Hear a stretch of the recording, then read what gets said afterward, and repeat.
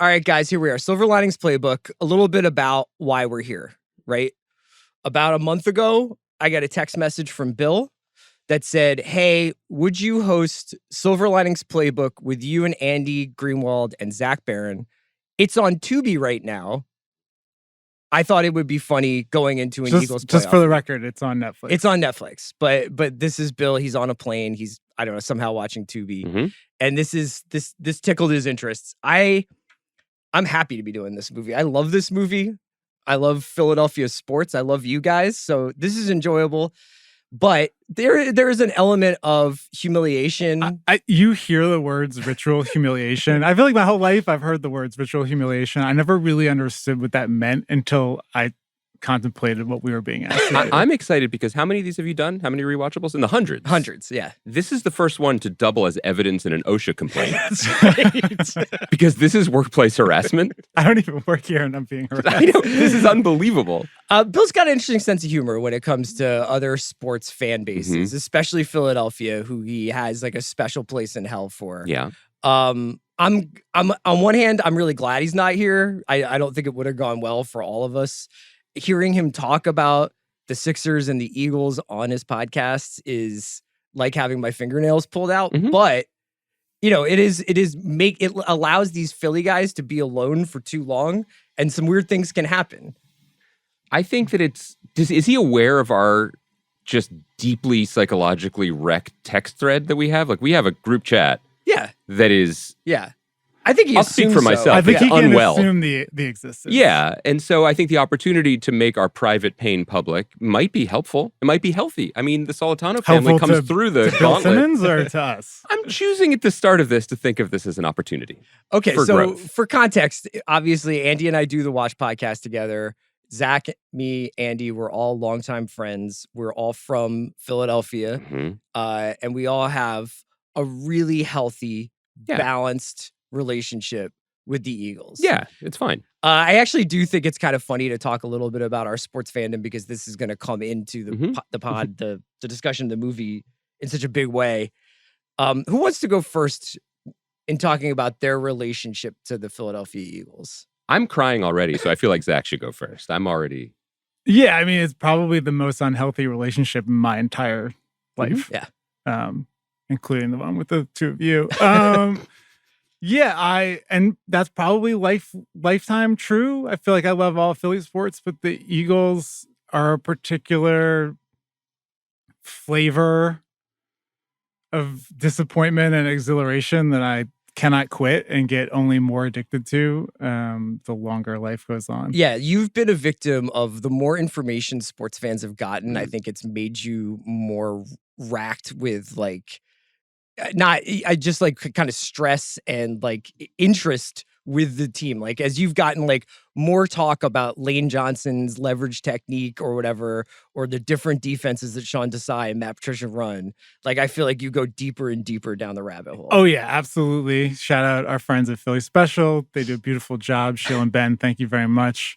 Yeah, and I also like it's like we'll talk about it like a lot, but it's like one of the great things about Silver Linings Playbook is like it nails that way that your life can be totally organized by the sports team that plays in your city. And it's like, it's ridiculous and it makes no sense, but it also is like 1000% indisputably true. And like when I think about the year this film came out, I can tell you what happened with the Eagles. When I think about the Eagles season chronicled in the film, I could tell you exactly what that felt like.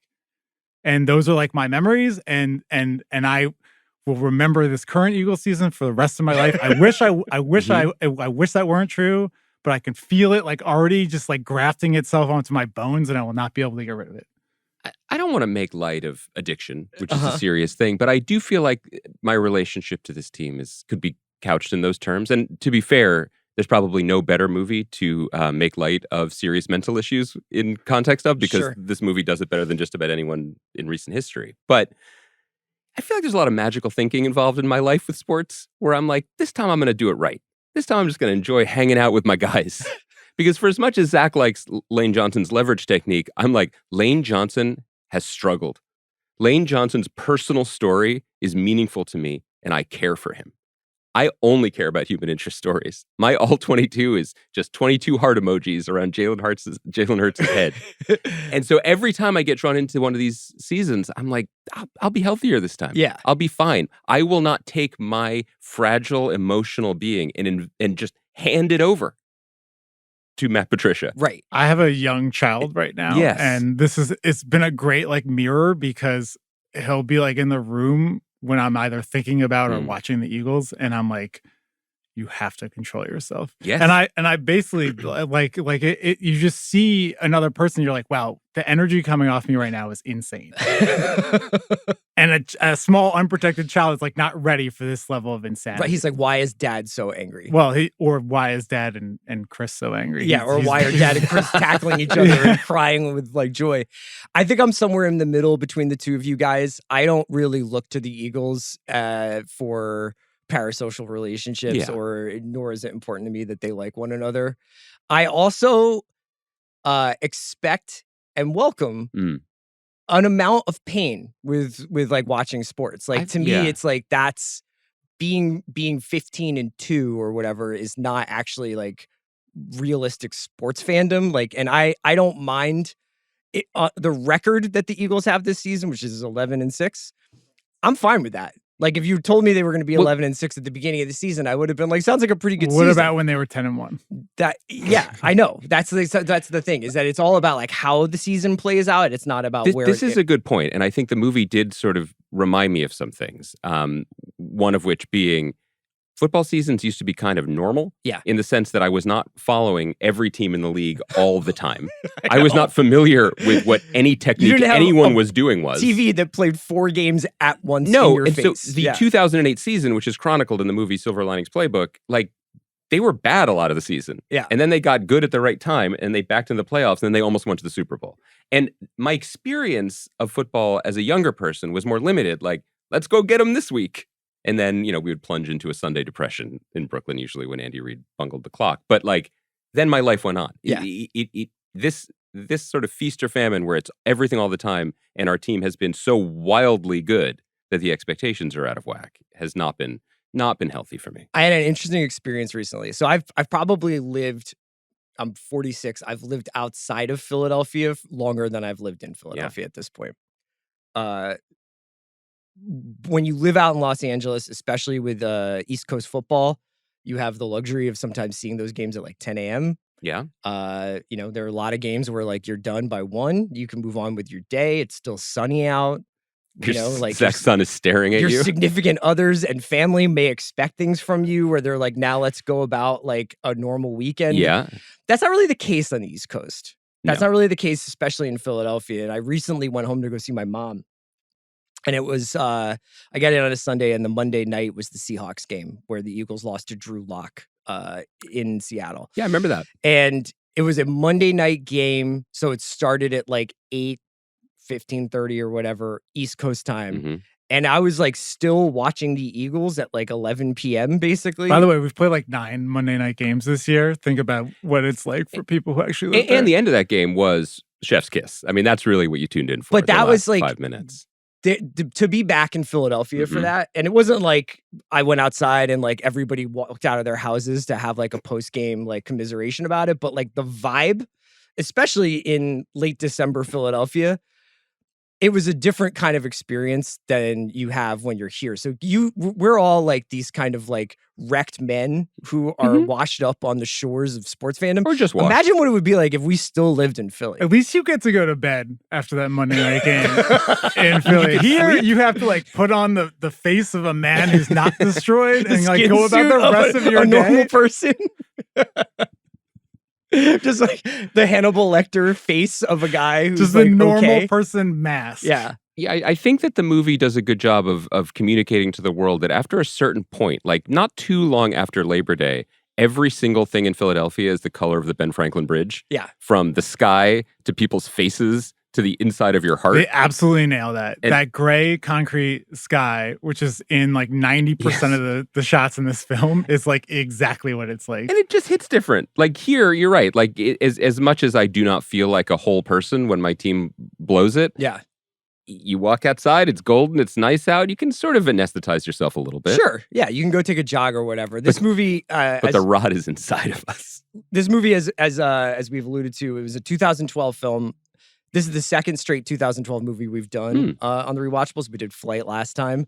You could make an argument that this may be the last great Rewatchables era that we've experienced in terms of like these movies that I think have had second, third, fourth lives on cable and Netflix that you can watch this 30-minute clip, like chunk of, or this 5-minute scene of, and just get like a little adrenalized from it. I think this movie definitely fits into that category of like, there are parts of this film that like, if it's on, I'm going to stick through to watch. Like I need to see Shea Wiggum come down the stairs. As Andy said, this movie tracks the 2008 Philadelphia Eagles season, and it's about Pat Solitano's attempts to reconcile with his estranged wife after he leaves a mental institution in Baltimore. Pat has bipolar disorder and has suffered from panic attacks and experiences somewhat violent outbursts at times. He eventually finds meaning and connection in his life through Tiff Evans, a young widow played by Jennifer Lawrence, who is going through her own mental health struggles. He partners with her in a dance competition on the condition that Tiff helps him win back his ex, Nikki.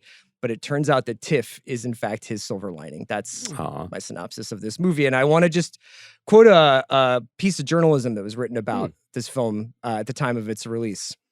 The ways in which Pat, in his pitiable mix of out-of-control rage and deranged optimism, is a product of his struggling underdog city and the maddening football franchise that it hosts will probably be obvious to most readers of this site and lost on a solid percentage of non-sports fans who go see the movie. You have to know Philly, know the Eagles to really get it. How each of these characters is simultaneously badly scarred and up for more punishment. Silver Linings Playbook is a few different movies at once, but one of those movies is about the complicated interplay between a city's sports teams and a city's citizens, the way that over time the two start resembling one another. That was written by Zach Barron for a little website called Grantland. Yeah. Great paragraph. Nice. Yeah. Yeah. Well done. Good job by you. Yeah. I wasn't always washed up. Do you still think that that's true? Do you still think that they're in this day and age of like everything has become national coverage? We're aware of the Buffalo Bills quarterback depth chart. I know like Tank Dell got hurt, so that's going to affect CJ Stroud's blah, blah, blah. Like, do you still have this tunnel vision and this relationship to the Eagles in a way, even though you live on the other side of the country? Yes. Yeah. I know. Very much Somewhat so. of a rhetorical question. I also I think that like the collapse that the team is enduring right now. Or not, because this is coming out the night of the Bucs game. We could be talking about I think the damage is done. sailing into the divisional round. That's right. That's right. Excelsior? Yeah. Excelsior. Excelsior. Yeah, like the way in which this is happening feels very unique to the Eagles. Yeah. And feels very unique to the Philadelphian in all of us who is like, this is going good and it's about to go real bad. And when it goes bad, I'm not going to be surprised. It's just like my fate has arrived. I'm going to feel more safe. Yeah. There's an assumption that it's going to And I just bad. like you can know everything about the Chargers. This isn't like built into the vocabulary of like what the Chargers franchise represents. Right. And there's just like something still I find very unique about your team, your city, and if you grew up there, the way that like certain things just got drummed into you and will never come out of you. Yeah, it's right there in the beginning of the movie when they say your teams have an inferiority complex. I mean, I think that one of the genius things about the film is that while certain players are mentioned, and we're going to mention those players, and I wish we were all wearing that one player's jersey, the movie is about the cultural attachment to an institution that represents something year in and year out, Sunday to Sunday, and the relationship with whoever is suiting up and what we expect from them and what they do to us and why we keep coming back for more. And I feel like people who aren't from Philadelphia, I mean, every city has its story, every city has its psychology. But the analogy I always tell people is the degree to which Philadelphia ingrained feels like a little brother.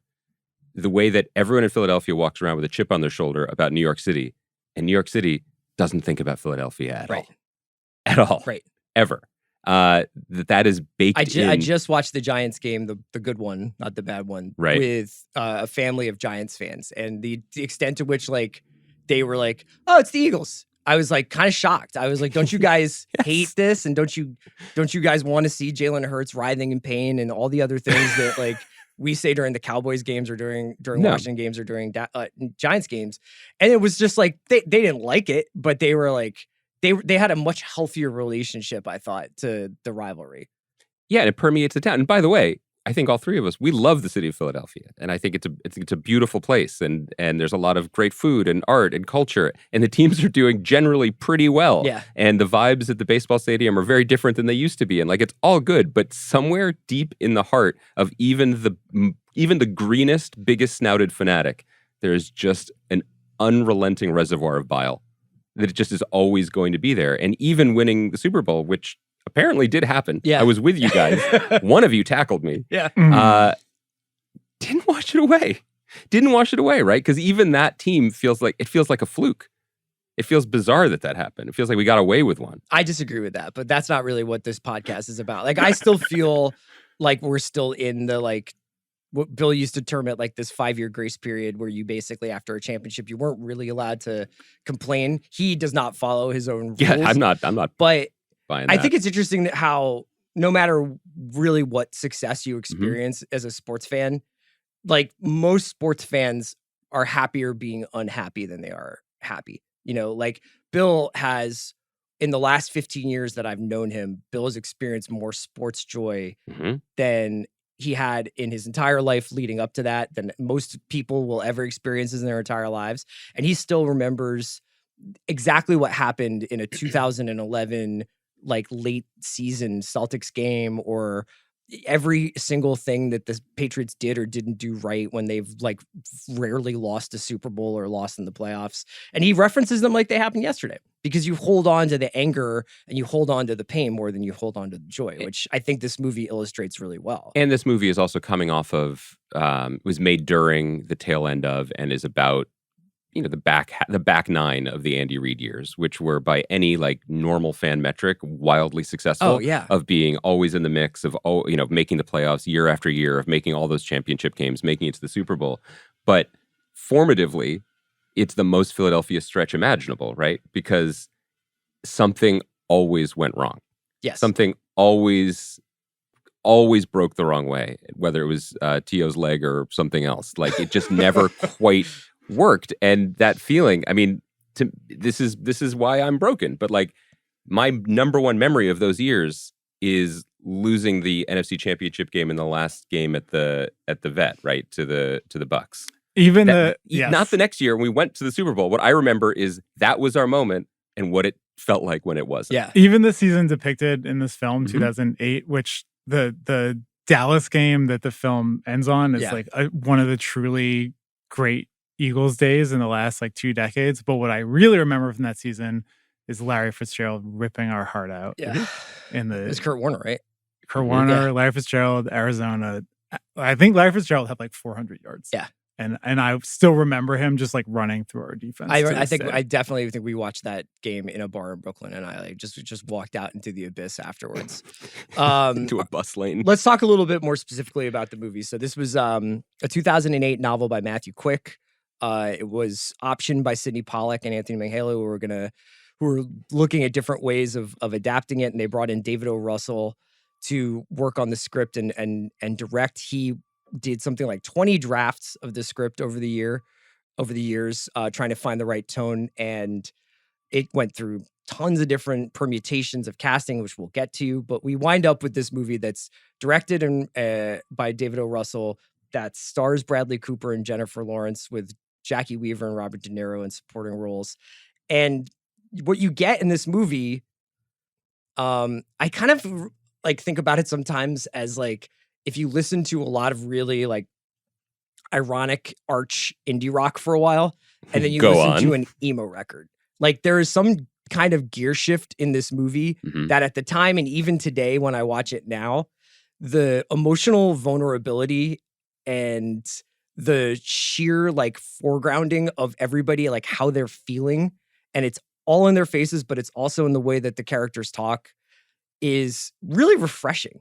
You know, like I still find it really like a breath of fresh air for whatever flaws the film has. Like they don't really like, I don't really see a lot of movies that are like this. No, and even then, it's not like there were a lot. Like this is a David O. Russell special. Yeah. You know, like Huckabees is like this. You know, even Three Kings like has a little bit of this. Obviously, American Hustle, which is the movie that's after this, is a lot like this. And Amsterdam, which was like 2 years ago, not a very successful movie, but it has that same quality of it's like zany, it's madcap, but like what it's about it's about ideas. You know, it's about Excelsior, it's about Amsterdam, it's about the idea of utopia, it's about the idea of romantic love, and it's like all the characters are chasing a feeling. You know what I'm saying? Like they're not trying to get a bag of money. They're trying to like balance the insanity in their head against the love they feel in their heart and like even it out. And that's like a really hard thing to do.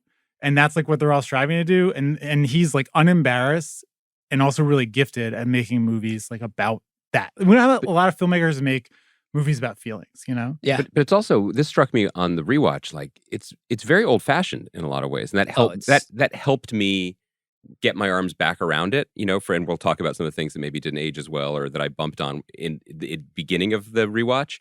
But this is a guy who grew up loving screwball comedies. I mean, there's the pitter patter of dialogue, the sort of the wink wink innuendo, the idea that you can save yourself through dance. Yeah. I mean, all of this is like Preston Sturges. Right. The Singing in the Rain is literally shown like multiple times in this film. Yeah, and they do the dance number. I mean, and I think that you have to watch the movie through that lens, which is not something that I think I was considering when I was watching it 10 years ago, or modern audiences might not even be familiar with the references. So I just remember it being covered in a way that was like, oh, this is sort of radical, the way he's breaking this down and he's going right for the jugular and right for the heart. But in fact, it's kind of a throwback movie. Well, yeah, I mean, the two of them, the bantering, it's 1930s screwball comedy all the way. And so is the plot, because it's like, you know, when I read that synopsis, like if you hadn't seen this film or if you haven't seen this movie in a long time, I think the things that stick with you are Bradley Cooper and Robert De Niro and their relationship to the Eagles, and then obviously like Bradley Cooper and his relationship to the Jennifer Lawrence character. But you forget that the second half of the movie is essentially preparing for and executing a dance competition number, and that there is just this almost like improvisatory unfolding of the plot that's like grabbing things off of like a corkboard, like index cards, like let's do dance, let's do like Chris Tucker's here and let's do this, and it's like it doesn't actually like make sense on paper, but it makes sense on screen. And there's also an element that I think could be jarring, which is like he's doing a screwball classic film with the safe search filters off. Yeah. So I don't like I haven't seen the Philadelphia Story in a while. I don't remember Cary Grant beating a guy nearly to death with his boots. Right. So you know, but there's a lot of darkness in that film too. Yes, it actually is like I do. You know, we'll talk about like double feature or something later. But I think like that's kind of the answer, because it's like two very badly damaged people who occasionally are willing to hurt each other very badly. That's true. But then ultimately find connection. And I mean, I think there's apparently like an even darker version of this film that they shot, like where they had De Niro kind of even angrier. I think the novel is darker too. Yeah. Like I think in the novel, Pat's away for like 4 years, which there's almost like vestiges of that in their reaction to Pat coming home, where they're like, whoa, he's home. This? Yeah. Like as if he's been away on a bid, but like in the movie, I think it's supposed to be like something like 4 months or a couple of months. I think it's 8 months. It's 8 months? It's 8 months. And yeah, like I don't know if you can make it much darker. Like you can tell that they kind of they found the outer limit of being able to do that and have it still work. Yeah, and I think that's why some of Russell's maybe more recent films like have failed. You know, I mean, not necessarily failed box office wise, but failed to connect with audiences in a big time way. I mean, like to me, this is pretty much as good as he gets. I think. I agree. I have like a real soft spot for Huckabees. I think Me based too. on like where I was in my life, and also like not really seeing a lot of movies that did what Huckabees did at the time. And obviously, David O. Russell is like the public persona of him as a filmmaker has sort of aged poorly. I suppose we'll get into that in What's Aged the Worst. But in Bradley Cooper, he kind of finds the perfect radio tower. Like he finds the actor who almost like perfectly captures the Cassavetes meets Cameron Crowe tone that Mhm. he's going for. And Zach, you've had, experiences like writing about Bradley Cooper, not only just writing about his movies as a critic, but interviewing him. And I was curious whether, without like speculating, how much do you thought like Pat Solitano is like a perfect extension of who he is? Yeah, so I think about this all the time to this day. When I did a story on Bradley Cooper for GQ, and one of the people I talked to for that story, and this was for American Hustle, it was the year after this movie came out, it was 2014. So it was like very, very fresh. I talked to David O. Russell for that story, and I remember he said something that I still think about all the time in regards to Bradley Cooper, which is he talked about his performance in Wedding Crashers, I believe, and he was like, this guy seemed really, really angry to me. And then I met him and I talked to him and he was like, yeah, I'm really, really angry. Yeah. And particularly when I shot that movie, I was like heavier than I was now. I was like more unhappy with myself than I was now. And I was really, really angry. Which are things that Pat talks about. Like Pat in the Silver Linings is like shedding weight is like the most important thing he can do. Yes. Yeah. So they ported like a lot of what was actually going on with Bradley Cooper into this film. And I think great directors do this. But like, if you look at Bradley Cooper's career before this, it's a lot of hangover movies. He's in a movie called Midnight Meat Train. Yeah, which makes him a cameo in this film. Yeah. Yeah, and he, again, I've talked to him about this, was not like happy about that track. No, he was banging around for off 10 years. Written off of Alias. Yeah. Like off a TV show. And so this is a person who's unhappy in his life, unfulfilled in his career. And David O. Russell says, hey, there's this thing about you that's really interesting. You're being cast as a frat guy. You're being cast as a Vegas cargo shorts jock. Vapid pretty boy. Yeah. But actually, there's like an anger inside of you. And also like a desire to improve yourself. Yeah. And they live side by side. And I am going to put that on screen.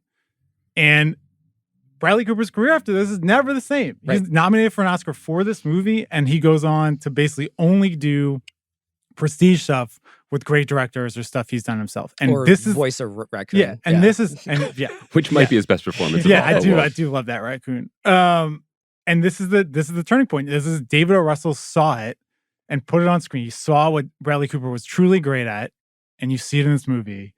And it's amazing. And it is very much rooted in like a true thing about Bradley Cooper, I think. There's a lot of that in this movie, I think, which is like making anything creatively is lightning in a bottle, but you have to see something. A director usually has to see something and then communicate it to the audience, right? Yeah. And it's not just seeing it in Bradley Cooper, it's seeing it in Jennifer Lawrence, who was absolutely not right for the part as it was written. It was way too young, but he understood that she would bring something that was necessary to it.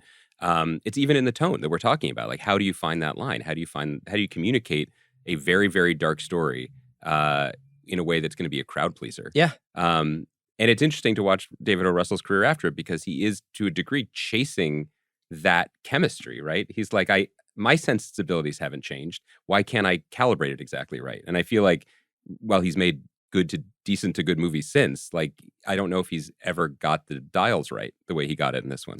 Yeah. And I don't think that's a fault of his. I just think it's really hard. And it doesn't seem like, I mean, the sort of tightness of screenplays has never really seemed to matter to him that much. I mean, his movies are rambling all over the place. It sounds like he does a lot of finding of the film, both on the set when he's shooting and then in the editing room when he decides like the tone of the film. But you mentioned Jennifer Lawrence, so we should talk about her before we get into the categories, because I forgot that this was the same year as Hunger Games. And obviously we can get into like Apex Mountain stuff, but I was kind of reminded, she's been quote unquote with us for the better part of a decade now. And she's kind of like not only a staple of movie theaters, but is kind of taken on, like, she's a celebrity. She's like, she's memeified. When she goes on Hot Ones, she does great appearances at award shows. She just was like, if I don't win, I'm leaving at the Golden Globes. She's been on the Rewatchables. She's been on the Rewatchables. It was wild to go back to this and see the raw uncut. Like, this is it, man. Yeah. And again, we can talk about Apex Mountain stuff later, but like what she's doing in this movie is awesome. Yeah. And the fact that there's like a record of like 21-year-old Jennifer Lawrence absolutely throwing heat, like with Bradley Cooper, but like in scenes with Robert De Niro, just like standing up and firing on all cylinders is awesome to see. She's a 5-tool player in this movie. Like, she can make you laugh, make you cry, scare you. She dances. She can do very written monologues like the Juju one that she does to De Niro, but she can also be like, "You're fucking killing me" to Julia Stiles, and you're like, is this Jenna Rollins? Like, holy shit. Like, this is really, really, really just such a raw human experience. And an extremely funny performance. And an extremely funny performance. And she's 21 when she makes this, or 20 when they film it? Or 20, I think 21? when they filmed it. Yeah.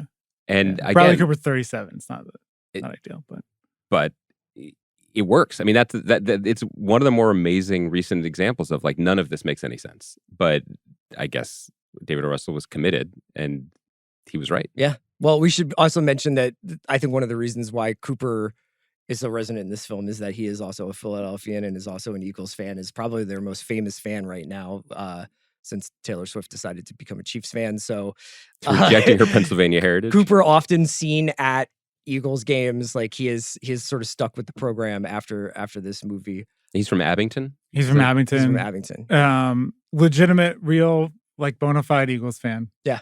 Did you vet him when you were with him? Did you like? He vetted me. Did he really? Yeah. It was honestly like, with Philly, people can go two ways. And he and I talked about this.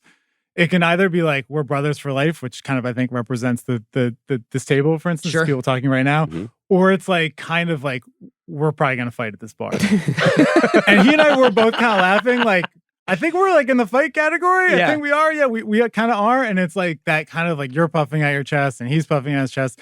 And we're like, it was actually the day I interviewed, I remember, was like when Nick Foles threw, I think, 7 touchdowns against the Raiders. Was it 7? And we were like talking about that. Who's counting, you know? Yeah, who's counting? Who remembers that?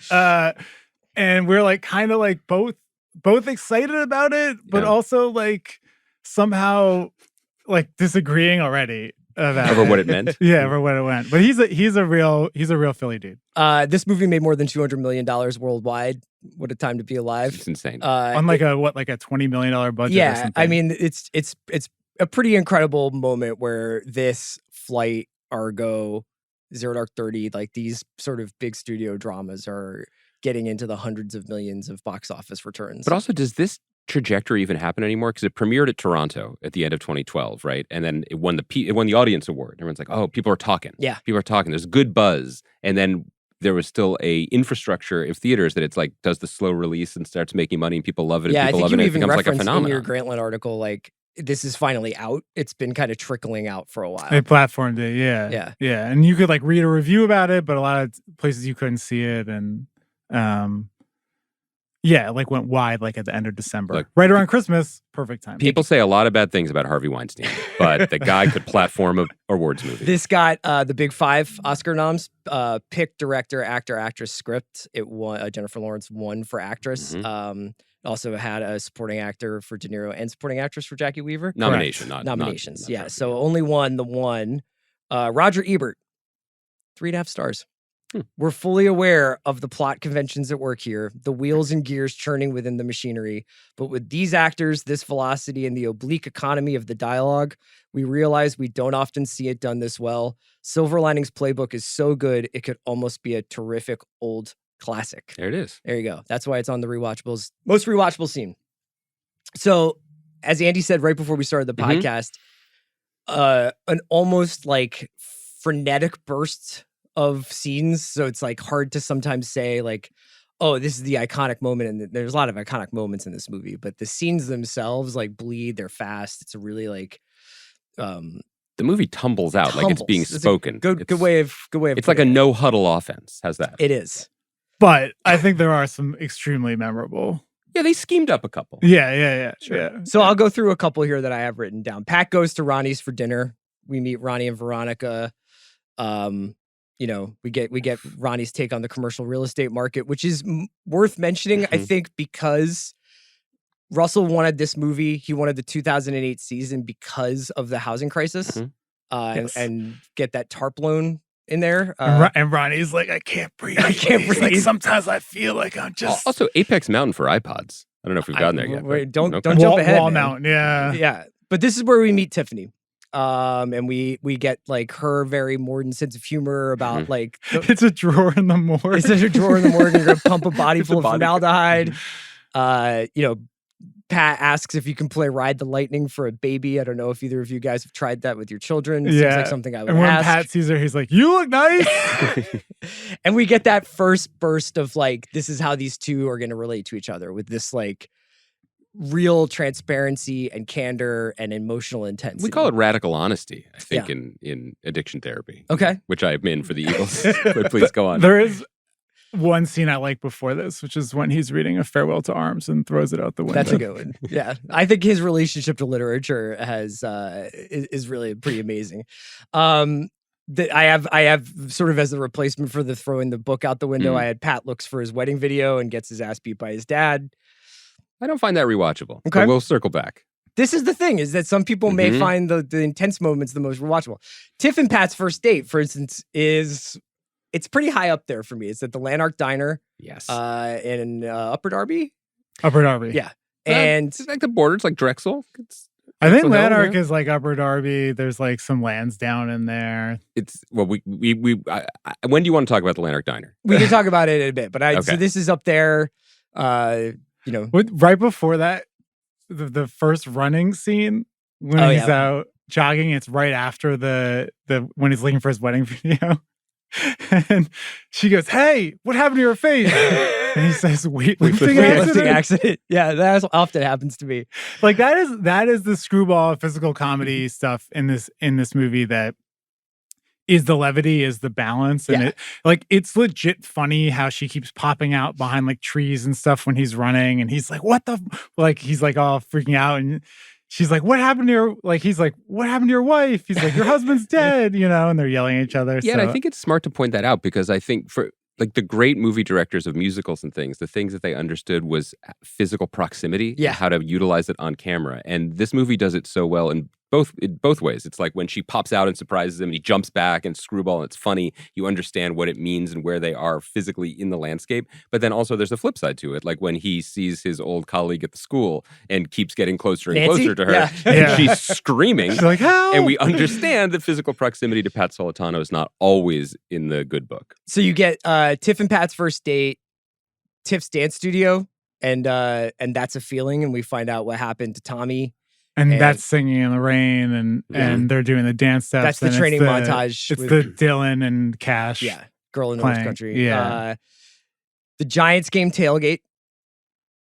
Dr. Patel comes. That's nice. Jake's there. Dark turn, but dark turn. Starts Don't nice. drink too much. Don't hit anybody, and you'll be fine. That goes right into. That's what I say before I go over to your house. In the car, just. And then you show up with a 6-pack of delightful Mexican lager. Yeah. I do love this tailgate scene. I love the tailgate legitimately love it. And Bradley Cooper doing like the bird flap with. Have you ever done much tailgating? No. Me neither. No, I haven't. Did you? So in the tailgate scene, the great John Ortiz, we should talk about. He's fantastic in the movie as Ronnie. Like he is famously a New Yorker. He had to like put on a jersey, right, and like do Fly Eagles Fly stuff. Like, I'm sure he was. That's what the money's for. It's partly what the money's for, but also if they did film it, you probably have more data than I do. Did they actually go to a tailgate to film this? It looks like it's at the Link. Yeah, I think it's at the Link. Yeah. I think it's like legit at the Link. So also, I think there was an element of like he wanted to leave set that day with his teeth, right? So like he had to commit. Yeah, I mean, it's interesting that you think that like the other actors in this movie had to swallow their pride. To I do think that in $200 million Oscar-winning debase themselves to be like us. Yes, this is what I think of us. This is also the scene where Bradley Cooper is like where Pat is like, I'm not going to fight. I'm not going to fight. He's trying his best to sort of become this better person. That leads into the It's All Ruined Now meltdown from De Niro, and then Tiff's explanation of why his superstitions are actually like they're the reverse. It's like it's Pat not being at these games and not watching these games that's leading the Eagles towards their. So I wanted to ask you guys about this because when this film came out and I saw it, I was like, this scene is pornography. Yeah, it's like Jennifer Lawrence reading victorious Eagle scores to Robert De Niro. Yes.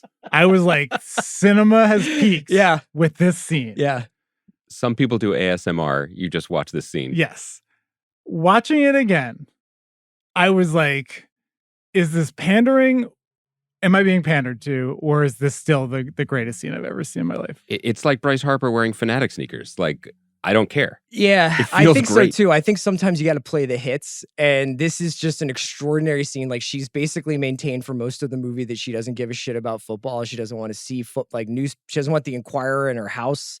She doesn't want it. It's all about the dance routine, and obviously she's been clocking the Eagles season acutely the entire time, and has this entire like sort of astronomical like explanation as to why the Eagles do or don't do certain things, and why Pat Sr. needs to let Pat Jr. go. The line reading, Shea Wiggum being like, "She's right, Pop." He's the responsible one. Yeah. I think this is, I don't know if you're done reading the list. This is my most rewatchable scene for exactly the reasons you're talking about. I think astronomical is a good word to use here, because I do think there's an element of like solar bodies and gravity, because the scene prior to her entering into it and refuting the juju is careening into like weird sloppy 70s cosplay of like a lot of actors acted real loud on top of each other alone in a hotel and room. then It's all ruined. and then Jennifer Lawrence comes in and is just like, no, this is why the tides are the way they are. I am in charge of this movie and in charge of this scene. Yes. And it's electrifying. When You she could say finishes that monologue, she literally pops the top off of Budweiser and takes a swig. Yes. Now, could it have been a Yingling? Yeah, that's my nitpick. But okay, we'll move on. The last two that I had were the dance competition Mhm. and then the last letter. Right. Which arguably, to your point about kind of like it all flowing together, you could mash those together. Like Yeah. dance competition Mhm. into them spilling outside into the Diamond District when the camera's like rotating around Yes. them. That's a lot of fives, guys. A lot of fours, guys. I think for me, most rewatchable scene is Tiff explains superstition. Yeah. It's the Jennifer Lawrence highlight reel right there. It is. It's iconic. Although the ending, it's almost like cheating to be like, hey, the romantic ending where they Where kiss everything in the works out. Diamond District and everything feels good. But also like the dance sequence is really good, you know? Yeah. And like when he finishes and John Ortiz is like, yeah, Pat, like, just like your friend would if you did it, you know? I love that they just have to get a 5 too. Mhm. But the and I actually like watching their dance because I didn't notice any like obvious mistakes. I guess maybe their degree of difficulty. Well, The finishing move is a disaster. Sure. And it's meant to, I think it's meant to be a disaster. She's like half on him and they're like teetering. It's wonderfully Philadelphian that like at no point did she really like research the competition she had entered them into. You know, just in terms of like the quality of the competition Until or what the expectation. parlay comes up, and then she's like, "Yes, we are dancing against professionals." So she has some awareness. Yes. So we're gonna go with Tiff explains Yeah. superstition as the most rewatchable scene. What's aged the best? Yeah. Come on. Mapping a movie against a sports season is elite. And this sports season, the 2008 Philadelphia Eagles it's an awesome sports season. It's like they don't even really explain.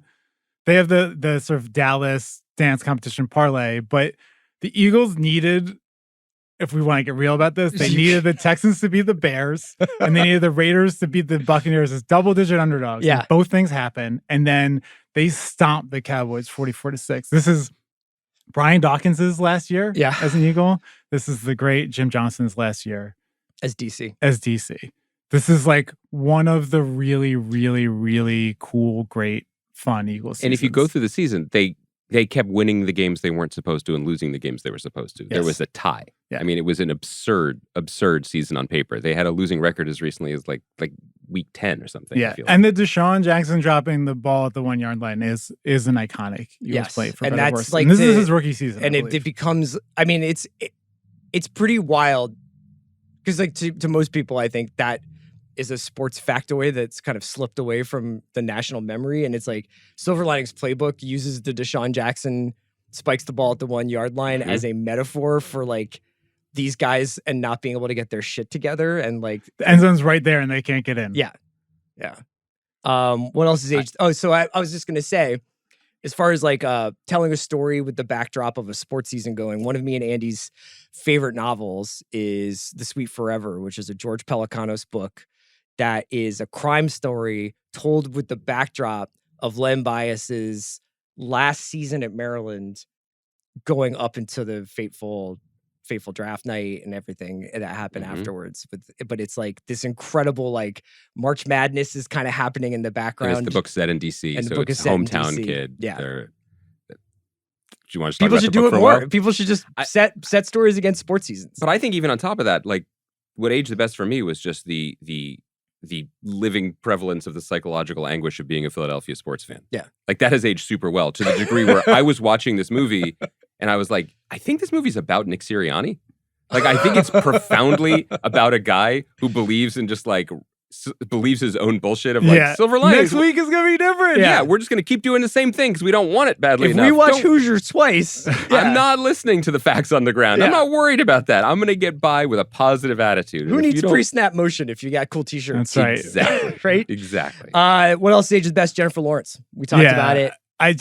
The moment captured here has aged incredibly well. You really see, because I think it's true with the Bradley performance too, because both of them after this become huge Hollywood stars. And I think they're both incredibly gifted actors and are good in almost everything they're in. But like the layers of self-regard and understanding who they are in the industry and their power and like that they might be nominated for Oscars. None of that's there. Yeah. It's very raw. Like Bradley Cooper obviously is like fighting for his life. He's had a decade in the wilderness. And she's been in Winter's Bone, and everybody's like, "Who the fuck is this?" Yes, and is about to be like a franchise star, and is about to be the biggest, but is not. Yeah. And so it's like as unvarnished as you'll ever see stars of this quality. It's also, I think, important to note, it's like the last moment where they were willing to trust someone else's vision of who they are and what they could be, because after this, they write their own ticket. They choose the movies. This project's come to them. And we see them have struggles with that to varying degrees. I mean, I don't think Bradley Cooper's last 10 years has been a struggle by any stretch, but what he wants to show us about himself is one thing, and it is not this thing. Yeah. And Jennifer Lawrence has had, I think, a rockier go of it, where she's like, I guess I am a star from the Oscar, from the box office, so I will pick my project, and it will be Red Sparrow, or whatever that movie was, right? I mean, and that's not in helping. some ways, she seems like she's slightly reorienting around stuff like this movie again. Yeah, and she said because she understands what within the last couple of years, one of the reasons why she changed agents is because she felt like she was not getting like Safdie Brothers scripts, like she was not getting look-ins on the stuff, the material that she really wanted to be a part of. And I think if there's any disappointment to her career, she's had a really great one. It's that this version of her is kind of left back in the 2012 era. And she hasn't really explored that particular space in a while. Like, and maybe you can't go back to that well all the time. But there's a special kind of magic when it's someone's rookie season or their breakout season. That's exactly right. It's true. She is the Deshaun Jackson. That's what I'm going for. Yeah. Where it's like you're never gonna be that person again because of your success. I also think what aged the best: sneaky awesome Christmas movie and sneaky awesome Halloween, Thanksgiving, Christmas run. It's mapped against more or less the second half of the Eagles season, and it winds you up, see Halloween, you see Christmas, you get the Christmas decorations on Jewelers Row. It's just awesome. We talked about the weather and like it. I don't know if they filmed it exactly at that time, but it looks like they did. They did a good. If it's summer, they did a great job masking it. Yeah. So everything else seems pretty accurate. iPods, yes, miss them. I miss just like I don't need my phone device and the internet in my hand. I just really want my 7,000 top songs. Also, wasn't it funny that like when we had iPods and we were like, man, this is changing everything, and then to watch the way they interact with the iPod, where he's just like basically doing what we would do when we would go to each other's apartments and look at each other's CD shelves. Oh yeah, West Side Story. Oh, Stranglers! You love Stranglers. I know that about you. Yeah. It felt very sweet and very quaint. This movie year, you mentioned it. Yeah. Just very fun. Flight, Argo, The Master, That's Django, Lincoln. Just like a very rich film year. Yeah, prestige movies that actually entertained and was just like, I felt like most of the movies you would come out of and have like a really great 2 beers and a pizza conversation about them, which is pretty rare. Spending father-son time reading about the Eagles, talking about them. I think that this is pretty much the model for our relationship. We read about the Eagles and then we talk about them. Yeah, it's true. I I really hung up on De Niro's part where he's just like, I want to spend time together. I want you to sit next to me while the game is on. That's what this is for. We'll spend time together. I'm like, wow, American manhood. Yeah, him like having Jackie Weaver pass like the Enquirer sports section. Yes. To Bradley Cooper, like it's like the Holy Grail or something. I'm trusting this to you. Yeah, it's this, and it's the Noah Baumbach version, kicking and screaming of Elliot Gould leaving messages on Josh Nick's Hamilton. in trouble. Nick's. Call me to discuss. That's how we were raised. No, when I came down to sit at the breakfast table before school, like I couldn't pick up the sports page until my father was done with it, and that meant like maybe he hadn't read it yet. And it was not to be disturbed until it was. I went to a sleepaway summer camp in the Poconos, and I would get mail from my parents. Mhm. I would open the mail, and it would just be the Phillies box score. Oh my God. Are you serious? The whole summer. Yeah. Yeah. I was just like, there was no like note or anything. It was just like, we literally cut communication the from a Phillies father. box score out of the paper and put it in an envelope and sent it to you. Have you thought about with your son whether or not you're going to spend time reading about the Eagles and talking about them with him? Yeah, I don't think he's going to have much of a choice in that. So you're not going to let him choose his own adventure and become a Chargers fan or anything like that? No. Okay. Do you think, Chris, do you think the Solitano family ever argued over one of your dad's reviews in the Enquirer? Do you feel like he ever like said a crossword about a movie that they loved? The Barron family and they were like, I don't know if oh, for sure. It's interesting to imagine like what's movie night at the Solitano house. Yeah, what are they firing up? Well, I'm gonna say this for picking nets. Okay, I haven't thought about this. I would say it's probably not the conversation in my household where my father would be like, Desmond Ryan, another 4 stars from Merchant Ivory, an Anglophile. I was like, he's from England. It's okay. What's age the best? Shea Wiggum as Jake, the least Italian person in this movie. I don't know his 23andMe, but I don't think he's Italian, and yet like is just the best brother. And him being like, "You lost your wife. I'm getting engaged. I'm doing really well at work. You lost your house. I'm getting a new house. You lost your job. Things are going great for me at the firm." But he's fucking crying when he's telling him this. And he's just like, I just want to connect with you. And then his buddy's like giving Pat a hard time at the game. He's like, I talked to you guys about this. Yeah. What kind of law do you think Jake practiced? Oh, tax? Yeah, I think he's more button. He doesn't have real estate?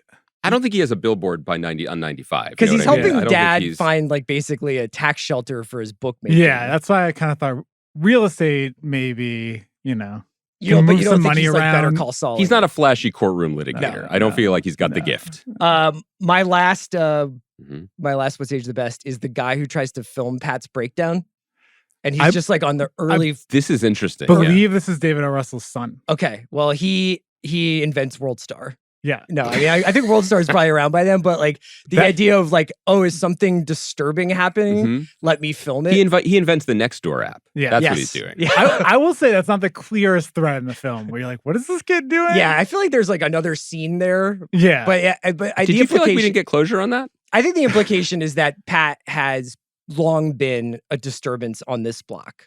And that like it has now become like, oh, Pat's flipping out. Everybody's calling the cops. And this guy's like World Star. But this goes back to the proximity thing. It's one of those sneaky best things about the movie is the sense that everyone is living on top of each other and everybody knows everybody's business. Yeah. And De Niro's like, show's over, go home. The way the lights snap on instantly when they're shouting. This is a lived-in place. Yeah, and I think that there is a real like Philadelphia neighborhoods have like their own justice. I was just trying to figure out a way to put that. That was like own designated police officer. Yeah, and also, well, I'll get to Officer Keogh, but like just the way in which, like, if there was a disturbance at one house, everybody would be aware of it. Mm-hmm. Anything else that I missed for What's Age the Best? I stick with Anguish personally. Anguish. Yeah. Okay. Mm-hmm. Yeah. Okay. I'm gonna go with Jennifer Lawrence for this one. Kid Cudi Pursuit of Happiness Award for the best needle drop for me. Mm-hmm. This is the early days of me feeling like needle drops are getting a little out of control in Hollywood, and I just want to say that we're in year 11 of this, mm-hmm. where there's really no rhyme or reason as to why like a 60s stack song is on at any given point in a movie. But that being said, mm-hmm. this movie has really good music, and I love Girl from the North Country. I love it too. The Zeppelin needle drop in this movie. Back when Zeppelin probably was like, that's $150K from Jump. Rips. Yeah. it's like he's got it at like 13. Yeah. It's so loud. It's like it's like what is and what should never be at full volume while 3 different people are having like a nervous breakdown. Yeah. I'm Girl from North Country. Yeah. Just because of it's a sneaky jab. It's also not the expected in that moment. juxtaposition of like this It's lovely. like, beautiful folk song while they're doing their dance preparation. It's a great training montage. It's very beautiful. Very inventive. And it's a really smart, subtle coding of we're taking this seriously. Mhm. Because the movie is when you watch it again, you realize that there's a very sure hand behind the wheel, but like it jumps around. And so we're not sure which things to be investing in, which things to take seriously. And that calms everybody down. My wife and I were rewatching this last night, Mm. and the scene came on, and she started Shazamming the song.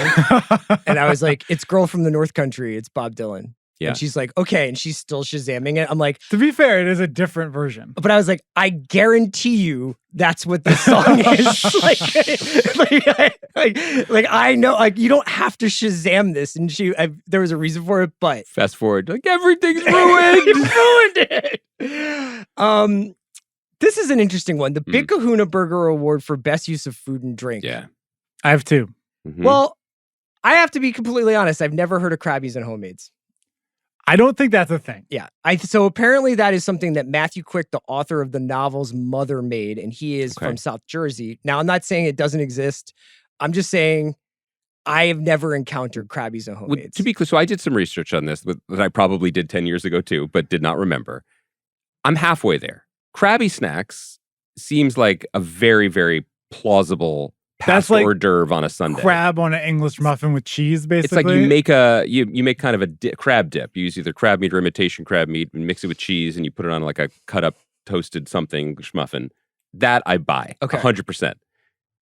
And Homemades, if you look it up, this seems to be freshly made pasta. Right. Which also you never see on screen. I feel Never like see I it. too looked that up, and then I was like, "Where is the pasta?" I don't really see either thing. Also, that seems like, look, I'm all for, at a dinner table, at a party, you mix the culture, high-low. Mhm. You mix the high-low. So you get the imitation crab meat, but you're also rolling out the dough, and you're making a lovely home. But I don't understand the connection.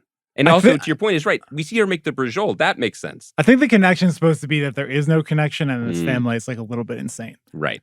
My nominee for this is the Raisin Bran. Yeah. Raisin Bran is crucial. When he orders Raisin Bran at Lanark Diner, first of all, the way it's brought to him Mhm. with the glass of milk and the Raisin Bran is in the box, but in the bowl so Yep. that he can do it.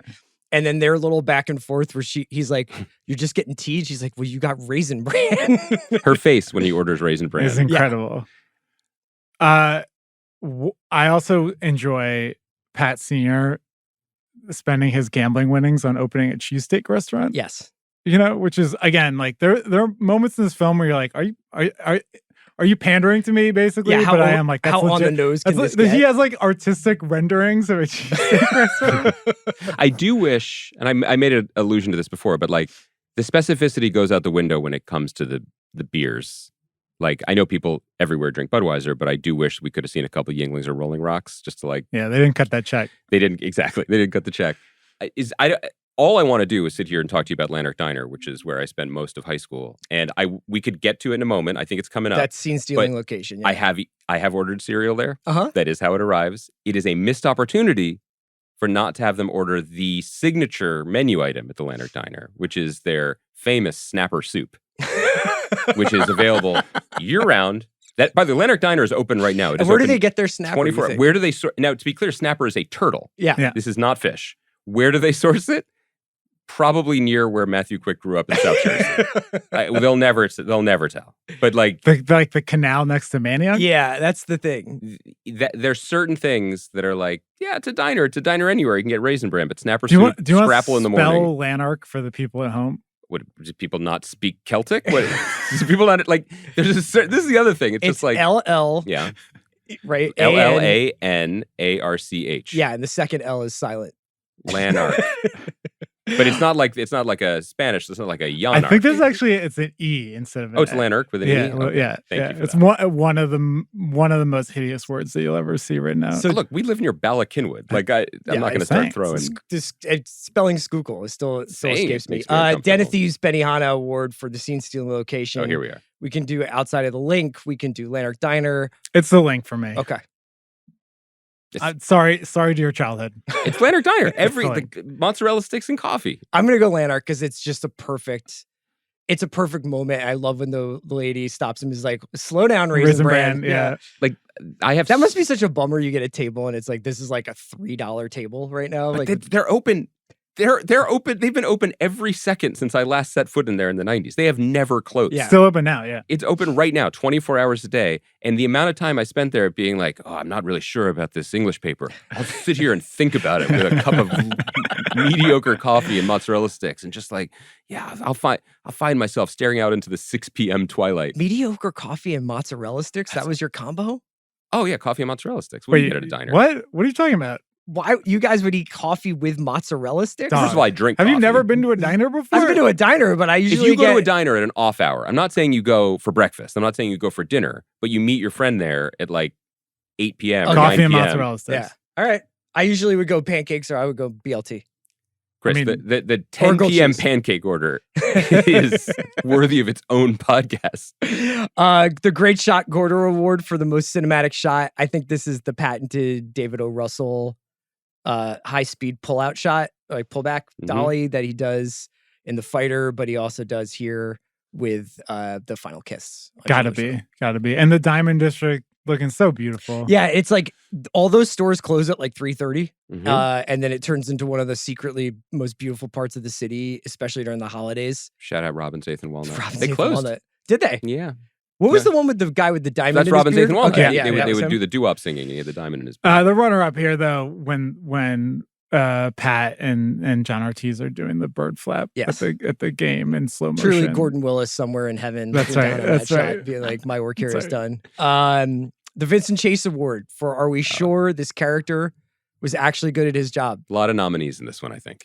I'm going to go Dr. Patel. Yes. Get a strategy. Isn't that your job, Doc?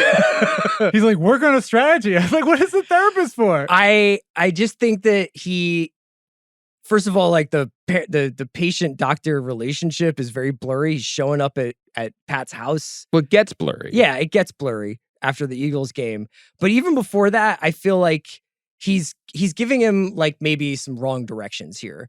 And it seems kind of like they're not really interrogating a lot of Pat's feelings. Fake befriend Mm-hmm. Tiffany. Yeah.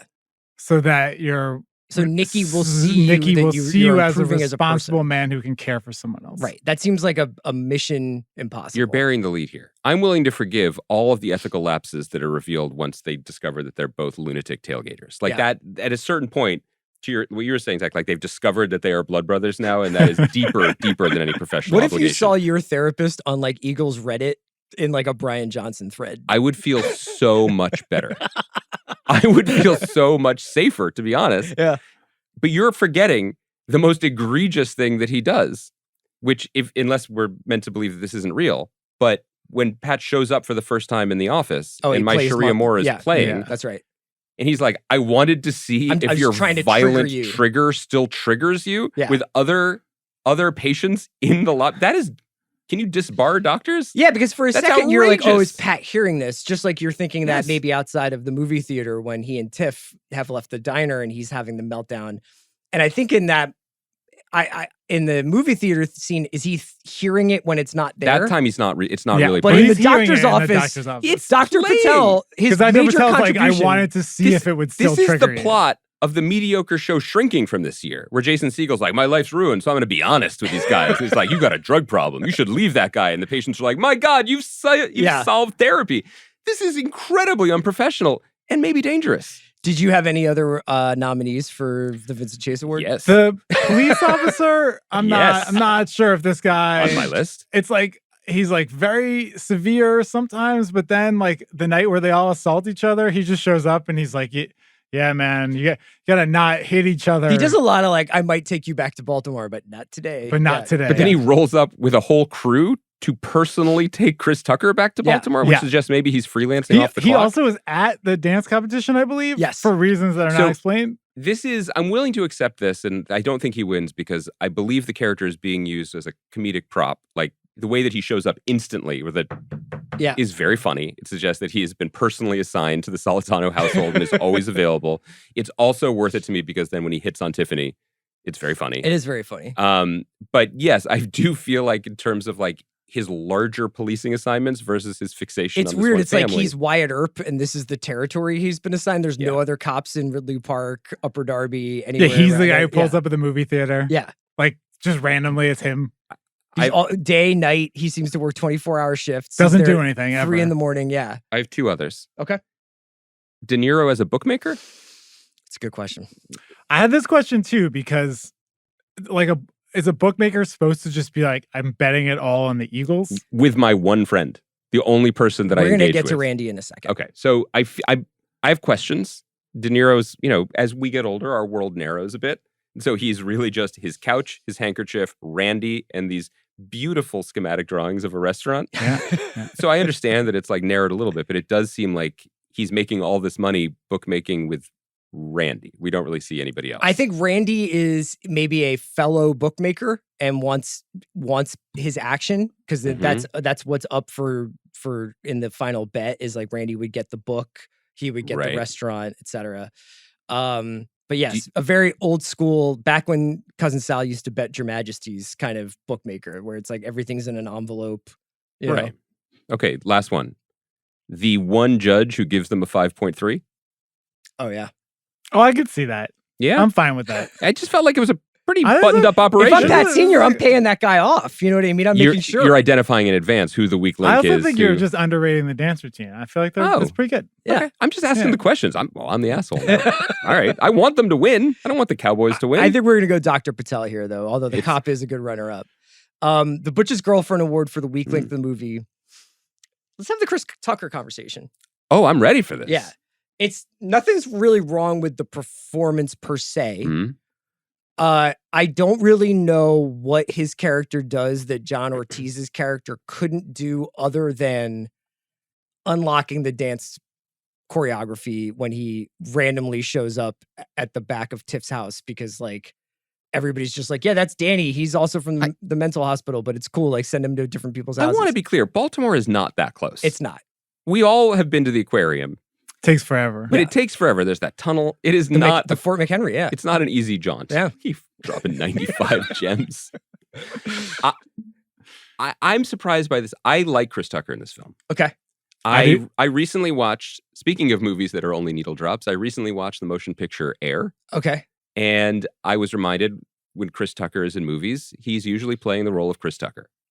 I thought that this was a movie where he was trying out some different stuff. I remember at the time thinking that he was going to get the Adam Sandler Punch Drunk Love script next. Mm-hmm. Yeah. Like people were going to see this because I'm with you, Andy. I think that I like the character. I think in a movie about mental illness, I think that's why he's there. He's like one more guy suffering in his own unique way. And I think he actually plays that very beautifully. And I was like, I feel like people are going to see this and make him the lead of a movie where obviously Chris Tucker, cinema icon, known for being sort of brash and loud and funny. And they're gonna take this sort of like woundedness and off-kilterness of this performance, and they're gonna like center it in something. That's not what happened. But then the haters like Chris Ryan showed up. I think I'm more criticizing splitting the basically like the friend responsibilities. I don't like it when movies are like, we need another person in this movie to do the job that this one character would do. There is but one of the reasons the movie works is because it's always spinning like a gyroscope, and like him showing up and having to leave constantly is very funny and destabilizing in a good way. And the jailhouse lawyer scene with De Niro is very funny with the holding the 2 remotes and sit right there and all that stuff. That's good. What's aged worst? The depiction of mental health. Hit me, because this was a conversation at the time. It was we were in our internet take era, and like pretty soon around the release of this movie, there are pieces on Vulture, there are pieces on Slate that are like how Silver Linings Playbook gets mental health wrong. And yet it feels as long ago as like Tropic Thunder, in the sense that like it's nothing compared to what it would be greeted with now. Yeah. Where it would be shouted down before it even became a... Same thing with the age gap between the actors, which again was very much talking point at the time. You referenced it, like that Jennifer Lawrence was just too young for the part. She just was. And that was an issue then. I think now, I don't know if they would do it now. I think that most people, I mean, to just sort of like crystallize like what people's issues with the movies are. First of all, it's slightly ambiguous as to like what Pat's like how much he's sticking to his medication. I noticed that on the rewatch too. So in the first half of the film, he's obviously not taking it. After militantly, not taking it. And I think after the fight with his father, that turns physical, where his mother gets knocked over, I think the implication is that he starts taking his meds again. It's no longer an issue, so I assume that that's the case. And they show him taking his meds. And he makes reference to it at a later point in the film. I can't remember when he's just like, I've been on my meds, I've been good or whatever. And by the way, the med scene with him and Jennifer Lawrence, underrated, great scene. But Trazodone. It's a complicated topic because, like he says at one point, like people like me and Tiff and Danny have a sixth sense, and like we see things other people can't see. Mm-hmm. I don't necessarily, on its face, have a problem with that statement, but like, and I think that it does a good job of also depicting the evident pain that people go through. But at the same time, I think that there is like, this is also magic that I think people reject. I think that what we're talking about, and maybe it's no longer a sustainable equation, but Zach, what you were saying about the types of movies that David O. Russell wants to make, you need a certain type of fuel to power them. And in this case, what he's using as gasoline is mental health, manic energy, and instability. Is that responsible?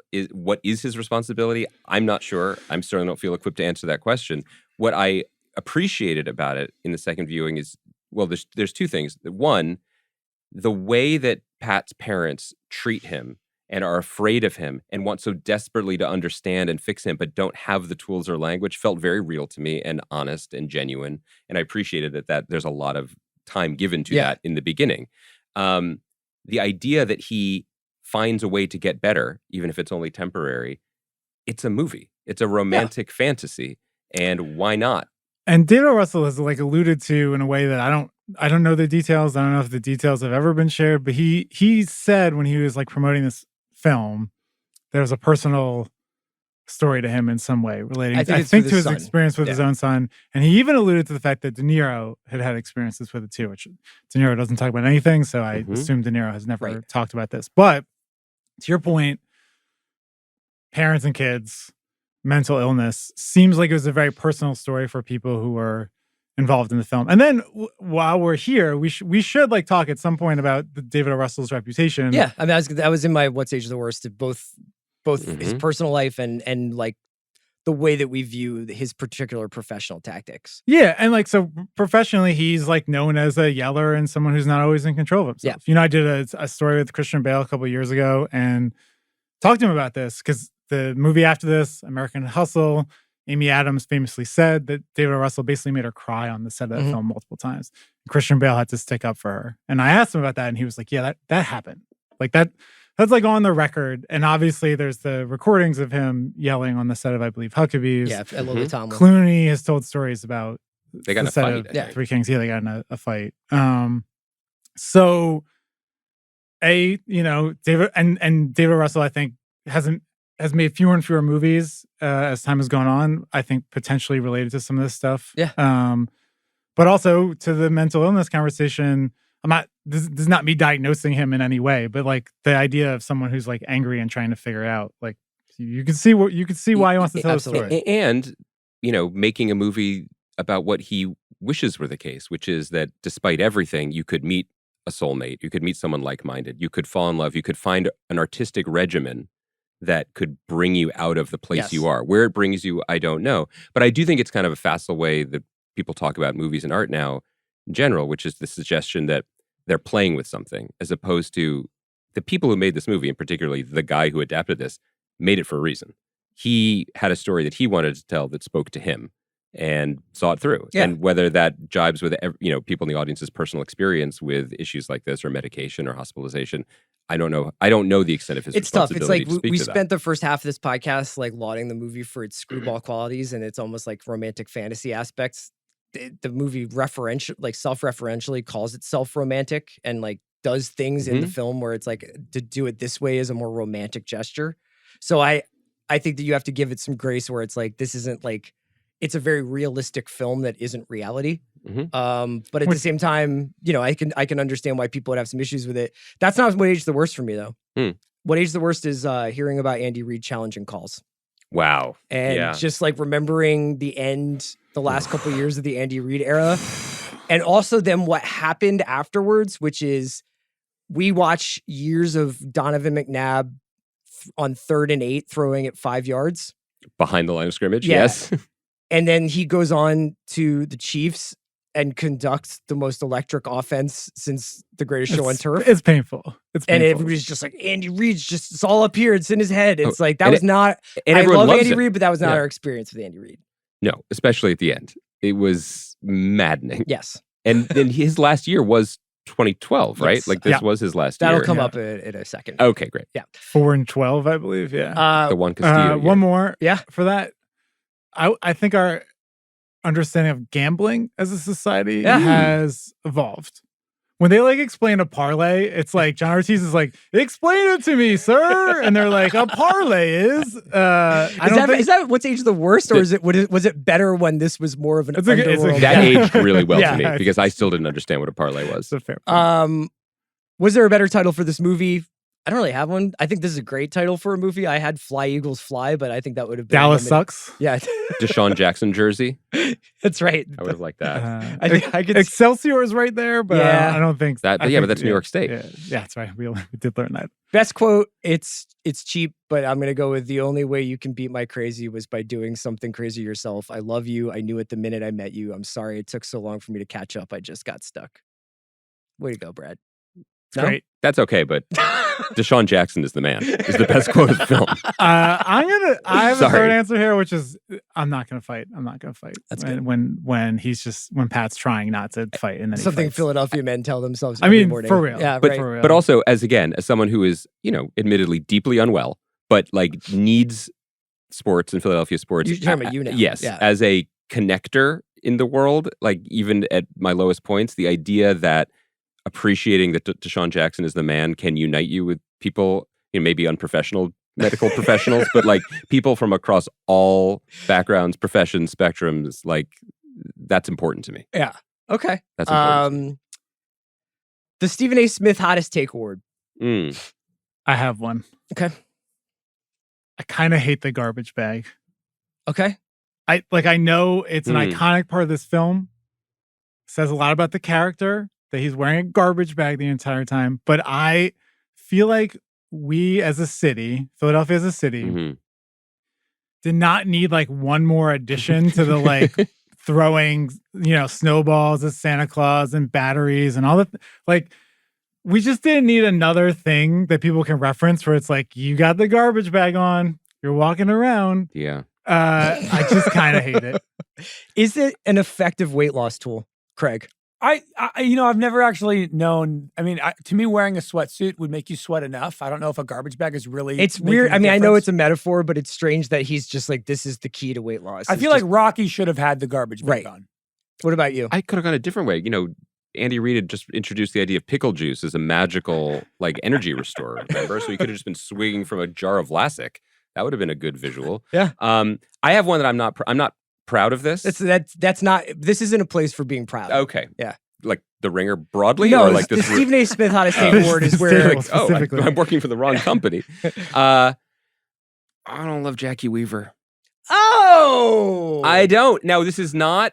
I don't mean you ruined it. I don't mean any disrespect to our Australian queen. I think she does a good job in the movie. I think she plays the scenes with the tenderness of like, I'm a little afraid of my son, but I love my son. It's very good.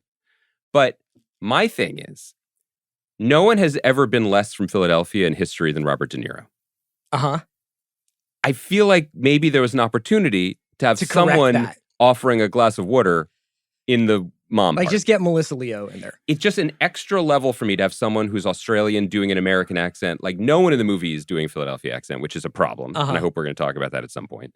I feel like that was a missed opportunity. That's why you're here, is to tell the truth about Jackie Weaver. I mean, I feel terrible. I'm punching down. I'm picking on the wrong person. She does a great job. Oscar nominated. There's nothing wrong with her performance. I would have gone a different way. This is mine. And I think that Especially you guys are silence from you guys. I agree. I honestly Absolute. Yeah. Like you're worried about offending someone's silence. I think she's good in the movie, Sure. and it is still bad casting. Okay. Yeah, I like her in the film. I think Wow. you could also have the same conversation. This is probably even more sacrilegious, and I don't think I believe it, but I think you could have a conversation about the De Niro performance in this movie. The wisdom at the time was like, This was is his Oscar comeback. nominated. Yeah. This was his comeback. I think when you watch it now, I'm like, I really like him in this movie. He's Yes. doing a lot. I don't know why he got nominated for an Oscar. Well, I think because he was back. He was doing. And- Right. He was at. David O. Russell unlocked something in him that brought him back from the comedies he was doing. That's true. At that Yes. moment. And there are moments where you still see that, like when like Pat first comes back and he's like, "What? What's this?" Yeah. Like, Yeah. there's some takes in there that are like pretty Still insane. analyzing this. Yeah. Yeah. My Stephen A. Smith hottest take is Randy's a real piece of shit.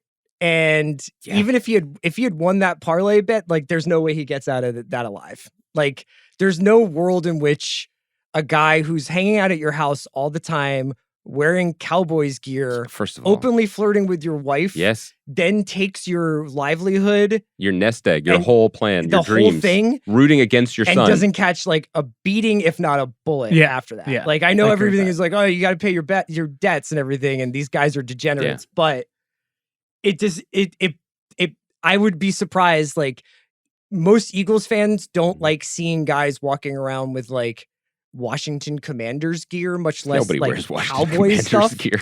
That's a And straw man argument. The idea that this guy would just be like basically Boner from Growing Pains over at this guy's house, but also owns the note on the house now is bullshit. He would have just gotten at least kicked out Shane of it. Wiggum would have been like taking him aside and been like, You're "Yeah, not we're not fucking going to see you collecting for a that. while." Yeah, exactly. yeah. So That's I strong. thought Randy being like his sort of thing. The other thing that I had was there is a reading of this movie in which Tiff is the Joker, like in which she really, really manipulates a guy who is in a pretty tender spot. I think that's text. Like Yes. I think that's in Oh. there. Again, like But he loves her for it. Yeah, but Yes. when she tells everyone that the only thing we can do here is lie to your mentally disturbed son about his triggering the restraining Eagles to order win, in place yeah. wife will be there. Yeah. Not great. I mean the letter, same thing. I mean, yeah, absolutely. Is this the right moment? Can I just circle back on this though? Are you with me that like this is deeply Philadelphia in its psyche, like in the anguish, Exactly. but nobody sounds like they're from Philadelphia. It's like, like- I maybe we weren't ready as a culture to do that and talk about the I think Eagles. emotionally they act Philadelphian, but don't sound Philadelphian. Right. Does and that I make think sense? I This think is Bradley years before Cooper Maravi's without down. the accent does really good like white tee and the Yes. chain Yeah. like Philly guy work. Yes. Like he like the haircut is right, the facial expressions are right. But he is the only person in the cast who legitimately could have said overdose. He could have said it. He could have. I think it was But calibrated. I think then- honestly, like we've gone through so many ups and downs with accents over the years. I'm kind of glad that they all just decided Right. to just and this is like maybe like we save this for like recasting or whatever, Yeah. but you don't want to see this movie without Jennifer Lawrence, but what if it was like a real Philly queen in that role? Do you have one in mind? I don't know Like- if like- cinema like- has like- really seen a true like Philly Patti queen. LaBelle. Ironically, Nikki, the wife, is from Philadelphia. very Philly. Bria Yeah. B, I think her Yeah. name Yes. is from Philly. Okay. They don't even let her talk. Yeah, she has like one line. Yeah. Where she like whispers something. Speaking of casting what ifs, this movie was originally going to pair Vince Vaughn and Zoe Deschanel. Oof. I don't think that would have worked, although it would have been an interesting Vince Vaughn. At various points, Mark Wahlberg was attached as Pat. That would have been interesting, but I don't know that. I think Bradley Cooper brings something inimitable. Had into this Wahlberg done movie. Invincible yet at this point? Because I don't see think how you so. just the logic Yeah, so alone. You it's- I can't think be so. both. Anne Hathaway was up for Tiff at a certain point and had to drop out. Other people who read for Tiff include Elizabeth Banks, Kirsten Dunst, Angelina Jolie. I don't know if I buy that. Blake Lively, Rooney Mara, Rachel McAdams, Andrea Riseborough, which is really interesting, and Olivia Wilde. And Emma Thompson was at various points talked about for Tiff. I don't know What? why. Let me just say, all of that's bullshit. Whoa. All of that is awful. That's what Bill always says for recasting for casting what ifs, and it's just like I'm just reading the internet. No, I'm not saying it's bullshit that like that never would have done it. I just mean it's a sign of how precarious this movie was when you're just listing people who were being cast because they were the manic pixie dream girl of the moment, and that's what that part could have or should have been. And one of the things you get with Lawrence, especially because she was relatively like unformed as an actor and young and unfixed in our minds, is that she's tough and she kind of doesn't give a shit. And I was reading about how like she wanted to make it super goth, but then there was pushback about whether she should be too goth. So they split the difference, and she has like black nails and a cross and nothing else. Yeah. But all of those things, it immediately upends the balance of it, right? If it's cutesy, the movie's ruined. It doesn't work. I think you can't do it without her. I think the like Vince Vaughn in that part, like I don't think this movie would have been as good, but it probably would have like nominally worked. Yes. I wonder whether Vince Vaughn would have also demanded that it get moved to Chicago so he could be a Bears fan. I think it should have been Rob McElhenney, right? Maybe Kat Dennings. Yeah. Best That Guy award. I have Dash Myhawk, the Officer Keogh. He's also the paratrooper or the pararescue jumper in Perfect Storm. He's your guy from Ray Donovan. Yeah. Your show. He's always. I mean, Paul Herman. Yeah, Paul Herman is Randy. He's like Beansy. Yeah. He's the Pittsburgh Connect. He's the guy's like, I'll make you see helicopters and yeah, like, that's a pretty good one. Yeah. Is John Ortiz too famous to be that guy? I think he is. Okay, I'm with you guys. Dion Waiters Award. I have 3 nominees: Shea Wiggum, Chris Tucker, and Julia Stiles. I love the Julia Stiles. I'm team Julia Stiles. Julia Stiles is fucking awesome. It's legitimately funny. Yeah. When she's like hanging out the window and she's like, "Can you come in here, please?" And she's so good. After I watched it this time when at the dance competition and Jennifer Lawrence is like, "You're fucking killing me." And she's just like, relax. Like she's truly evil. Yeah. How much screen time does she have? 6 minutes? She has she deeply understands 2 her or part. 3 scenes. Yeah. Sometimes you see people that like it's a day player, you show up. She understands everything about this movie, the DNA of this character, and what her role is. I love it. Julia Stiles. Great sisters. Great Dion sisters. Waiters Award. The Ruffalo Hannah Rubenek Partridge overacting award. I have De Niro. This was pretty easy for me. You're a loser. You ruined it. Yeah, I mean, it's hard to overact in a David O. Russell movie. Yeah. Like, I kind of think he's like begging everyone to overact, you know? So, but yeah, probably that. You blew it. It's a tough one too, though, because like one of the interesting things about the movie that's relatively unexplored, or it's not unexplored, it's just not subtle, is that like I'm not going to be my dad, and my dad's the violent one. Yes. And my dad is the one who has undiagnosed mental illness, or at least OCD. And for all the things De Niro brings to the movie, I wouldn't say there's like a subtle arc of that, you know, in the background. Yeah. So I like everything that I just said as a part of the movie, but I agree that he's the only one that could be nominated in this category. Detail when they say De Niro's on the exclusion list. Oh, at yeah. the link. Yeah. It's such a great which, term by the of way, art. we've learned recently is really easy to get around, because Chris and I talked about this on the watch, but like remember when the guy ran on the field during the baseball playoffs? Yes. And then immediately like went on Just podcast, went live was like, I lost immediately. 2 teeth, but the thing is I was already banned. Yeah. They were like, Yeah. you're banned. Yeah, banned again. Stadium bans are like, okay, guys, nice gesture, but how are we really enforcing wait, this? by the way, I'm sorry. We forgot one major thing for what's aged the worst, which is the Philadelphia Phillies World Championship erasure of this movie. I have that. Okay. I have that coming up. Okay, sorry. Yeah. All right. Recasting couch. We can breeze through some of these. I had Amy Adams as Nikki, just to like have like the closer coming in out of the bullpen, like, and maybe make it a little bit more. Who's he going to choose at the end? If that mattered at all. But how do you be like, Amy, listen, I've got a great part for you. You're going to be naked in the shower with a day player. There's going to be blood and screaming. It'll be cut up into really artful flashbacks. And then I want you to sit and watch some bad dancing and whisper. Can you do that for me, Amy? I'm just saying this is the one that popped into my head. Okay. Half-ass internet research. Do you guys have any other recasting couches? Half-ass internet research. Just a few things. According to Jackie Weaver, David O. Russell and she and De Niro developed backstories for their characters and decided that Pat Sr. and Dolores still made love twice a week. So I thought that was cool. She also said I got nothing. Jackie Weaver was also responsible for making sure that the dance scores aggregated out to 5 because initially like the third score was still too low and it would have been below 5. but they would have been reacting as if they won the bet, and she fixed it. So shout out to Jackie Who Weaver. who holds the remotes during these Twice Weekly? I don't know, that's a good question. Oh, And then in the novel, like I said, the main character has somewhat more severe issues and has been in the institution for a Different while. Eagle season too. And it's a different Eagle season. Don't you think though that like as an actor, I know you were referring to Do you know which one? 2006, I believe. that like Bradley Cooper gets to play a part where everyone who he sees is just like, you look great, you lost weight, you look so good. I feel like actors like that. I know. Apex Again, Mountain. there's a reason for that. Yeah. David O. Russell. I think so. Yep. This and The Fighter, like kind of like that. This is like he's And The Fighter, which is I think a really good movie, is something that potentially another director could have made. Although it has one of the things it shares with this movie is like that true love of place and detail, and like the way that the place is shaping the people and vice versa. Very, very similar in the two movies. But this is like a movie that only David O. Russell could have made, and Silver Linings. And there's obviously Huckabees is like that. Amsterdam is like that. American Hustle is like that. But this is, I think, the one where the energy is like wild enough, because after this, I think he starts sort of dialing it back. Yeah. But also contained enough and in a basically a happy romantic story. But he caught lightning. Like it translated. Like people bought what he was selling in a way that just in terms of the marketplace, I don't know if it happened that way again.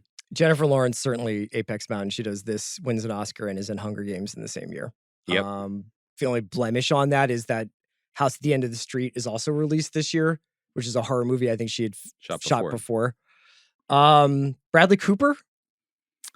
I think this is a very interesting conversation. Because it's basically movie star Bradley Cooper, who's in Silver Linings Playbook and American Sniper, versus auteur Bradley Cooper. Yeah, like if you want to talk about Star is Born, yeah, I think would be the competition. This is like, I think he's a truly great actor, and I think this is like about as good a showcase of like why he's good and how he's good as you ever get. I think exactly that. I just feel like there's a inflection point where for 10 years he's playing the part that everyone else thinks he is, and then he has an opportunity to show us everything that he is, almost to a wildly vulnerable degree. And from this point on, he gets to call his own shots, which has led to some great successes, but also leads to, I mean this without. I don't mean this as a judgment, but it leads to Maestro, which is what he wants to show us about his abilities. I think that his this is his Apex Mountain, and I think that through Stars Born and Maestro, he has been efforting to build an addition onto Apex Mountain that he can still call his own, if that makes any sense. If anything about Apex Mountains makes any sense. What about sports fandom in movies? Has it ever been done better? Even though I have some questions about the sports fandom, but like, has the depiction of the way a team can basically govern your emotional stability ever been done better? No, this is the best. It's the best. It's like this in Fever Pitch, right? Yeah. That type of sports fandom, yes. Yeah. The only type I recognize, yes, because I don't actually care about the sport. Anything else for Apex Mountain? No, I mean director, actor, and actress. Yeah. I think Upper Darby on film, you know, just broadly, like not always the most cinematic location. Picking nits. Oh, here we go. Yeah. Thank you. It takes until Tiff shows up at the house to do the Juju monologue for anyone to acknowledge that the Phillies just won the World Series. So it's almost unforgivable. It almost would have been better to me if they hadn't said it at all. Because I know. I understand there are people who are Eagles first and everything else fifth. That makes sense to me. There are people who don't like baseball or whatever. And we are living proof of the Phillies won the World Series and it didn't change how we felt about the Eagles season. It's not like we were like, the Eagles get a gimme. They can do whatever they want because we're just basking in this. But the civic experience of winning a championship, which had not happened in almost 3 decades, was enormous. That was a huge deal. Yes. And it dominated. I mean, even just the fact that there weren't like little car flags and stuff in the background, like, I understand why there weren't. It would have been a different story, a different movie. But he chose the year. Yeah. I have a related nit to pick. Okay. Here. Yeah, go. Pat doesn't watch the games. This is my thing. This is just, Pat is not actually a football fan. Like, I don't know how you grew up in that house, in that city, and be that guy and not watch the games. It drives me insane. Even before the dancing stuff. He's like, it's like on. He's like standing like next to it. And he's like, he's not even looking at the TV screen. I like that. Well, he doesn't yeah, like you football. would. Yeah. You would. Okay, all right. Maybe you can It's his- explain the psychology. It's to his us. dad's thing that he relates to, the unpredictability of his father's love and attention and affection. There's violence in the house. He's right. His week and his emotional well-being is governed by whatever the Eagles do But and what his father does. I think intellectually that's true. Yes. And like if you were going to ask like why is this constructed that way, that would be the answer. It's insane. Pat would watch the game. Jake is talking about like we have to like challenge these guys at the line of scrimmage, throw bubble screens. Jake's got all 22 film. yes. Pat's like, oh yeah, Deshaun Jackson's the man. Like he's kind of a casual. I think that works for the movie. Okay. Can I add one other thing?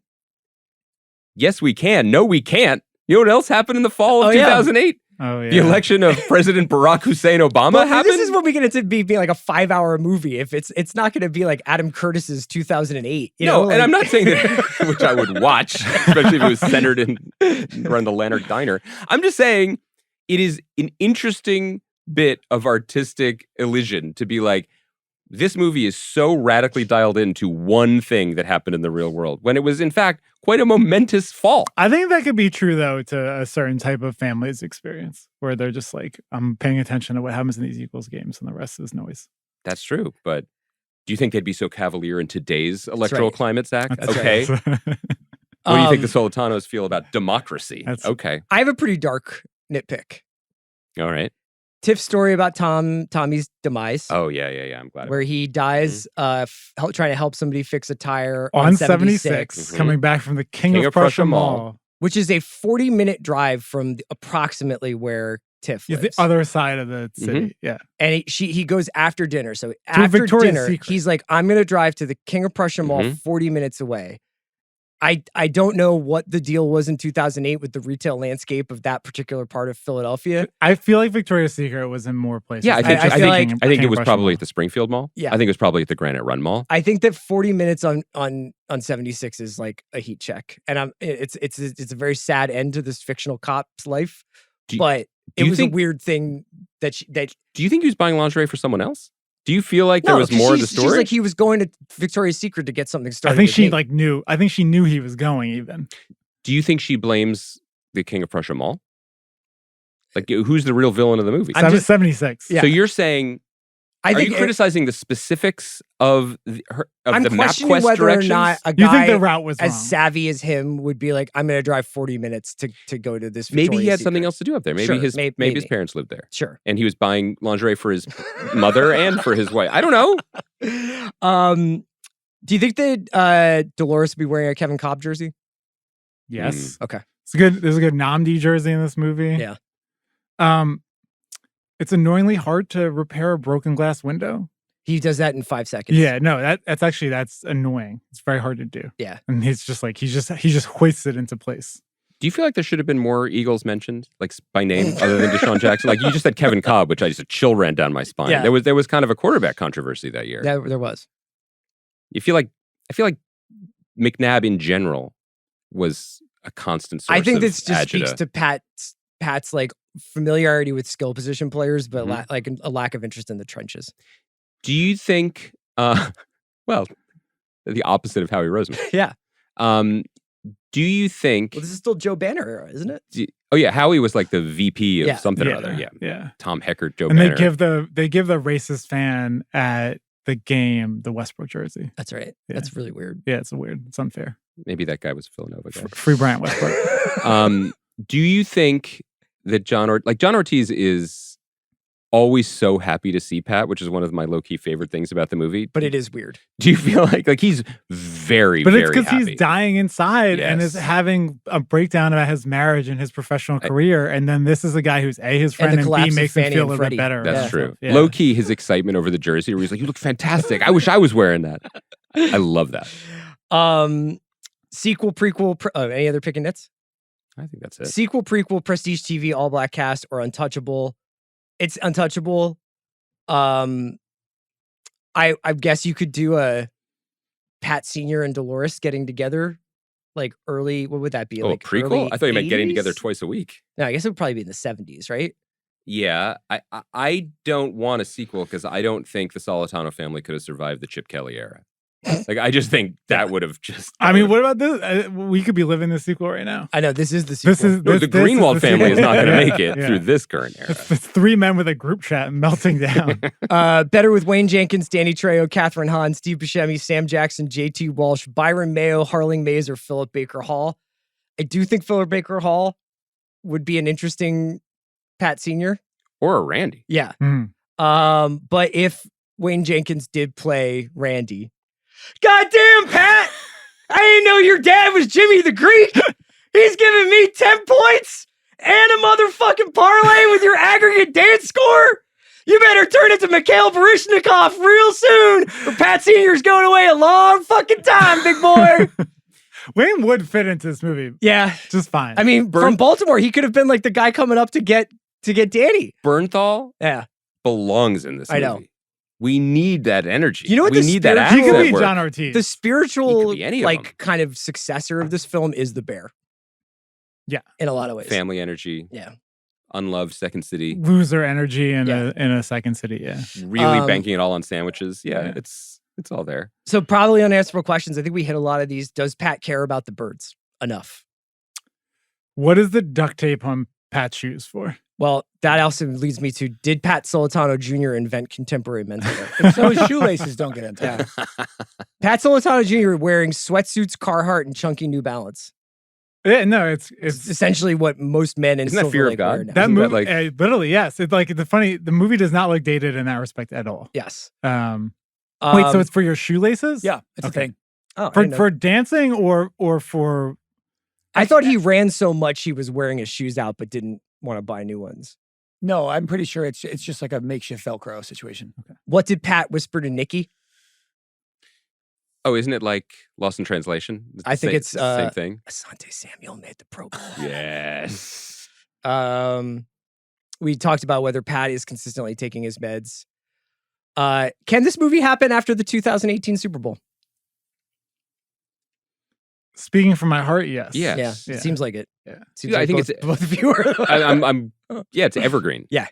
So it doesn't matter that they beat the Patriots in a Not remotely. fantastic You could fashion. do like Doug's last year. You could do like what's happening right now, and it would be absolutely resonant. Well, to Zach, everyone. thank you for setting me up here, because that leads me to the Andy and Red Z Want Neo Award. Do Tiff and Pat make it past the Dream Team in 2012?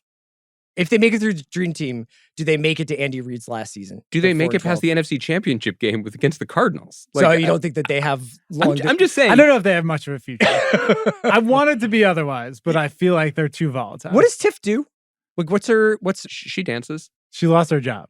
But neither of them have income at the moment. We haven't discussed not just why she lost her job, but the scene where she talks about it.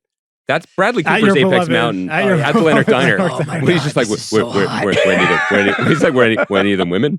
He's like literally eating his own cheek. Was he a teacher? Have you seen that? That's a great scene. It's really good. What piece of memorabilia would you want from this movie? The handkerchief. I want the copy of A Farewell to Arms or whatever that he chucks out the Yeah. window. I think I would go for the Deshaun Jackson jersey, which is pretty Immaculate. easy pick, but I like some of the literature is great. I think the I love bust Jennifer Lawrence as Tiff to just synopsize great novels for me. Yeah, when she does Lord of the Flies. Flies is sick. Yeah. Zach, like, do you feel like if your son at any point in his life woke you up at 4 a.m, but only to talk about Hemingway, like, what's your like? Are you like, this is bad in some ways, but like good in others? I think Pat Senior later is like, he's like, Dad, I'm doing better. I'm like reading books. He's like, do us a favor. And I'll read it. I'd be like, do me a favor. Let me sleep. It is funny though. I do wonder, like, if your son woke you up at 3 in the morning, but was like, why aren't we running more slants for AJ Brown? Do you think that you would just be like, yes? I would be like, This is the yes. way? Yeah. If he was like, there were dance scenes in the book, which were boring, but I liked it. I would be like, well, this is kind of funny, I guess. Zach sleeps with a pencil over his ear, like Matt Patricia. He'd That's be right. ready to. Coach Finstock Award for the best life lesson. You can play Ride the Lightning for a baby. Is that one? I don't know about that one. Did you guys have one from the movie?